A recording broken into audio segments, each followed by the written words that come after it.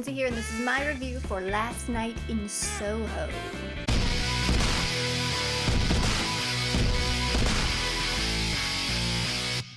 This was another movie that I was very excited to see, so I went and saw it. The basic storyline is there's this young girl, she's moving to London to start her dreams as a fashion designer, going to the London Fashion College, London School of Fashion. Very prestigious, very exciting for her. She has a love for London in the 60s, and the style and the music and everything that was going on there. But she's had some mental issues, and when she arrives in London, those start to manifest in interesting ways, leading her down a path of both inspiration and desperation. First, I'm going to talk about what I did like, then I'm going to talk about what I didn't like, and then we're going to get into a little bit of spoilers. But I'll warn you before we do. First off, what I did like.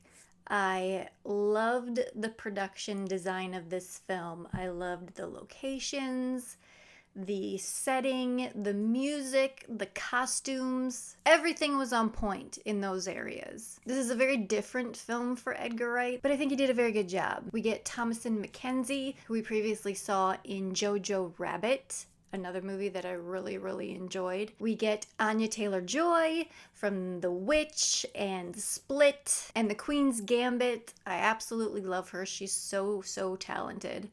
And gorgeous. And she does a very good job in this movie. And we also get the lovely Diana Rigg, rest in peace. This was her final role. They dedicated the film to her. She does an excellent job, as always. The film does not lag in any way. It doesn't drag at any time like all Edgar Wright movies. It's snappy and it goes and goes and goes and goes. There's always something going on. We get a lot of different stories in this film. We get a period piece, we get a murder mystery, we get horror, we get a ghost story, we get a coming of age film, a fish out of water story, and a cautionary tale. There was very little that I didn't like about this film, because some of the things that I thought seemed out of place actually work for the style of story they're telling. There's one glaring product placement that took me out of the film. I'll talk about that in a moment when we talk about spoilers, even though it isn't really a spoiler, but it is a detailed discussion of a particular scene. Really, it was just that not everything came together at the end for me. But overall, I really enjoyed this film. There's something that I can't quite put my finger on that it's lacking, or that just doesn't hook up at the end. And this sophisticated story that we've had all along just kind of veers into a little bit of schlock territory. And I don't mind schlock. It was just incongruent with the rest of the film, in my opinion. Now we're going to talk just a few spoilers.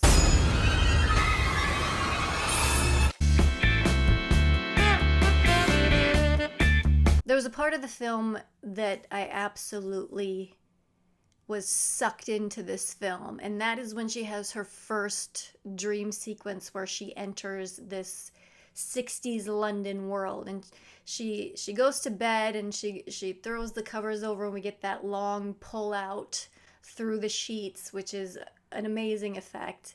And then she's walking through this alley towards this bright light, and all of a sudden she is in 60s London. That sequence gave me goosebumps. It was so effective and so well done. It just brings you into that world along with her. And we get so many scenes in this dream world that are so alluring and captivating and inviting, and it makes you want to know more and go back to this world more and see more and experience more and know more about this character and what she's doing and what she's about. I loved the mean girl clique that she encounters with her roommate. That added a nice little touch to show just the dichotomy between her and some of the other students that are there and why they're there. The boyfriend love interest character, I didn't really get him. He just kind of seemed like an afterthought and just a plot device, really. And I've never been to London. I've never been to the UK. I've never been to Ireland. But there's a scene in this film, Thomasin's character, she needs to get extra money because she moved out of the dorms because her roommate's a cunt. She is, and moves into Diana Rigg's boarding house. There's an extra room upstairs. So she needs extra money to pay for that. So she gets a job at this bar. And it's this Irish pub. And she works at the bar in the basement. Irish pub, London. There's a scene where she's having a conversation with the bar owner. And they're doing the shot over the shoulder, a reverse shot over the shoulder. And in this scene, right next to the bar owner's head, like this, as big as my hand, there is a tap, a lit up tap for Coors Light. And it's right here by her face through the entire scene. And it completely took me out of the film throughout that entire scene. Because the last thing I expect to see in an Irish pub in London, especially in a film, is a giant Coors Light logo on tap. It should have just been a flashing neon sign that said product placement, product placement, product placement, product placement. I hated it. And by the time we got to the ending, I was pretty suspicious of Diana Rigg's character. That I didn't expect her to be Anya Taylor-Joy. I thought maybe she's the one that murdered Anya Taylor-Joy or had something to do with it. She was another girl that was jealous or something going on with that. And I didn't expect the twist that Anya Taylor-Joy, Alex, or Sandy, as she was called, killed a bunch of men. Killed all those men that were abusing her. That part I didn't expect. So there were several twists going on within the narrative. We get several red herrings, like the old ex-vice cop that she accidentally murders. Oopsie. But overall, I really did enjoy this film. It's an experience to watch this film, especially in the theater. When I went, I think there was maybe one other person.